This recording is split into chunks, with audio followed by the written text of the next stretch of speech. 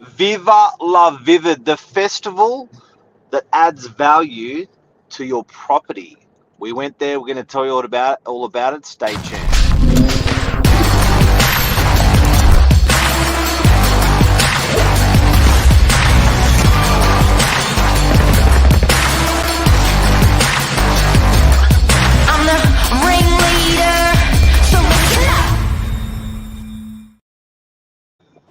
All right. Hello, Billy Bob. How are you? So good. Yeah, great weekend. God, I love a public holiday. The King's long weekend. And today we're going to answer the question, how does a light festival add value to your property, and can it add more value as the years roll on? Man, what a show our city put on for everyone. Yeah, you spoke pretty highly of it. Tell us a little bit how it went, because I got the express version, just a quick walk around, but you did it properly. Well, it's still going, guys and girls, so anything we're telling you today, you can go and check it out. But before I do, Billy, can you tell us some high-level numbers that nobody would know? Yeah, I can. So we're talking about this morning. We're talking about lighting up our Sydney, city with lights. Yeah, being lit up. And don't get us wrong, like there are other places in the world that have, this technology and the inspiration to, light up buildings. But I think, Vivid is a bit more than that. It's certainly grown more than that. It's not only just a light festival, but there's, some spin-offs, which we'll talk about in the show. And it's an awesome event for Sydney. It started in 2009 from a gentleman called Anthony Bastick. He's a famous sort of event designer, and he got some inspiration from watching buildings being lit up in London in 2007. So he brought the show to Sydney. It started off much, much smaller. The first sort of years they started recording these numbers was 2012, 2013, where it started at like 500,000. And I'm not sure how they would have, measured these things, because Vivid this year is a part free event and it's a part ticketed event, but they must keep some track of these numbers. Started about 500,000 on record. Next year grew to 800,000. Then moved quite quickly, broke the 1 million mark, and this is visitors coming in and either from interstate or visiting Sydney to come to this show particularly.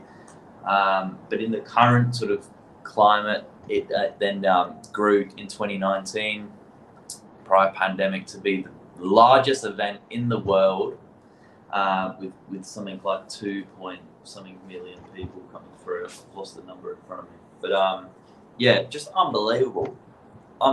So in 2019, it broke the record for being the largest festival in the world. So we've gone from, it used to be a 2-week festival from memory, and I did attend the 2019, and I did attend the 2023, and boy, I do have to say, this one smashed 2019. So I think the future of it's bright. Do you get it? Yeah. Is that a bad joke? Yeah, sorry. I think the future of it's bright because it's a 3-week festival now. I'm sure with their setup and the amount of people that are there, it's going to be a 4-week festival. How good is it for commerce? It's pretty unbelievable, and there is no way the numbers that they report back are the true numbers, because there is going to be so much spending, just in nearby restaurants, cafes, hotels, flights coming in. It's just endless. But you were saying the city, it was like sardines walking through some parts of the city. Oh, look, it was nuts. And I think that the distinct thing this year is they sort of had 4 or 5 massive precincts. So there was the Circular Quay precinct, which is the obvious one. The non-obvious one was the Wynyard precinct, where they had the tunnels and you wouldn't even know. Yeah. They were smashing people through there in those lines. It's a kilometre-long tunnel that's full of people, pretty much from, I guess, 6 o'clock at night when it starts all the way through to 10 o'clock at night, you know, just whacking people through it. They had the Darling Harbour precinct, they had the Barangaroo precinct, they had the Botanical Gardens precinct, and I'm sure I've missed a couple as well. But the ability to bounce people and circulate them through those precincts, and all those precincts were full. That's a lot of people. That's a lot of people that have come to Sydney. I know I had a lot of friends out of Sydney come to visit as well. So, you know, in my personal life, there was a lot of people that visited the city and spent money and supported the city. So, and I think they're coming back. I think we put on a good show.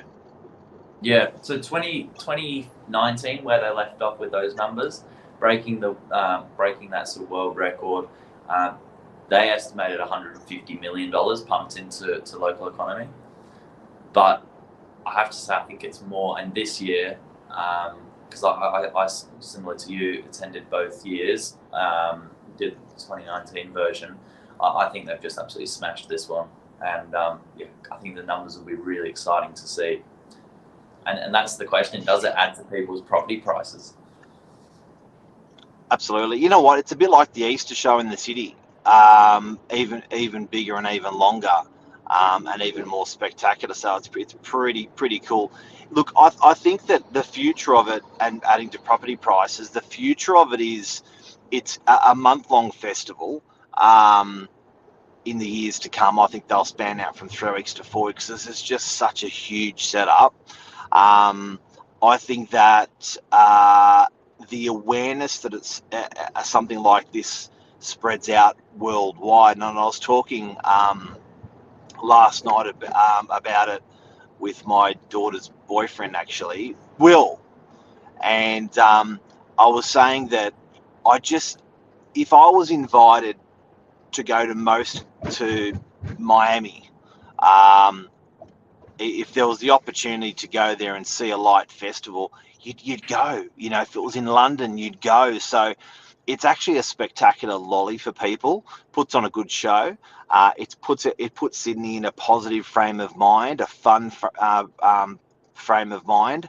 I think for people to be aspirational about Sydney, whether they're domestic or international, that's a good place to be. So I think that alone adds a lot of value.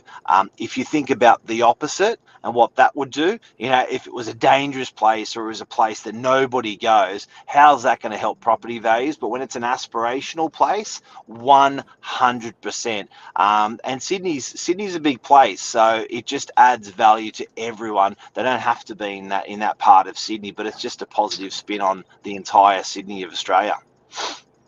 So true. It's it is a beautiful way to show the city.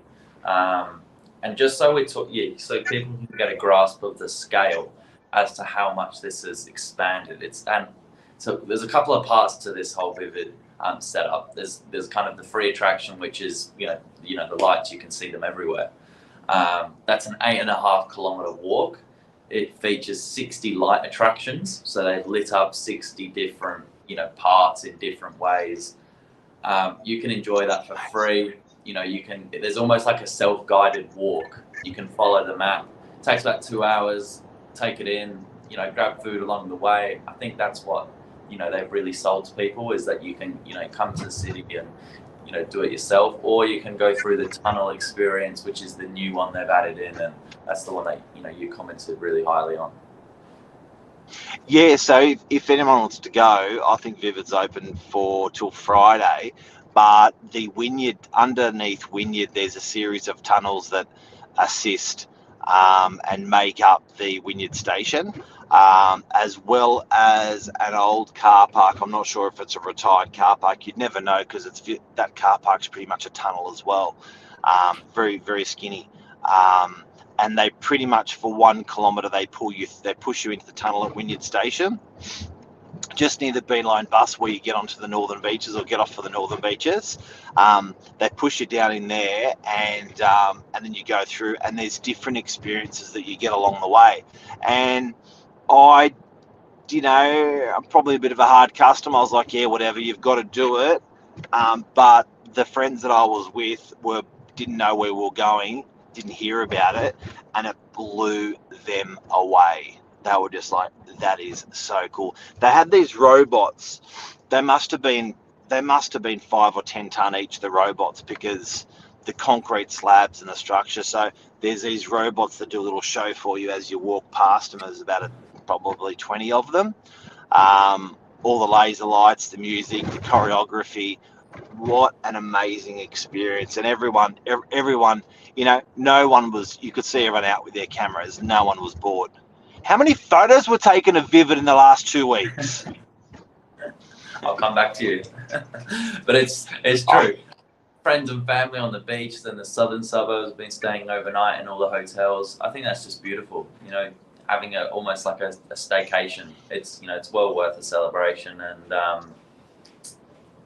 yeah. Do you know the most significant thing for me, Billy, was that I loved was it's when everyone zigs, you zag. It's counterintuitive. The city is cold and ugly in winter. You don't go to you can see in the summer, you're out and about and you're in parks. In the winter, you rug up, you stay home.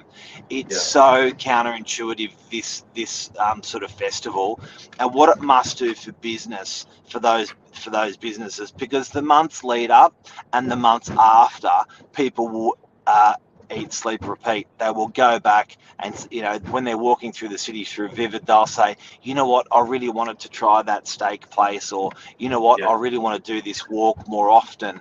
It's so good for remapping people. It is, it's true. And I was frequently using the Beeline to get in and out of the city over the weekend, and I have to say it was packed. It was absolutely heaving. So it's been a great success, I think. Congratulations. Actually, before I go, did you know they shut down Circular Quay Station? No, I didn't. Too many people. Okay, there you go. I saw some of the light rail got cut off, but there you go. They chopped off the light rail. They chopped off the train station, and they made everyone walk up to Wynyard Station because it has better capacity, and also added more efficiency to the line because it was one less stop. But that's how many people they had. It's awesome. Well done, Sydney. We're proud of you. Well, yeah, well said. Well said. So everyone, if you haven't been to Vivid, make sure you take a trip. Congratulations to the event organisers, the people that inspired and run the event. Logistically, just the garbage, moving all that equipment in, moving it out, the electricians, oh my God, well done to everyone that's responsible for it. The least we can do is attend. Take care. See you, Billy. Sure. Bye, everyone.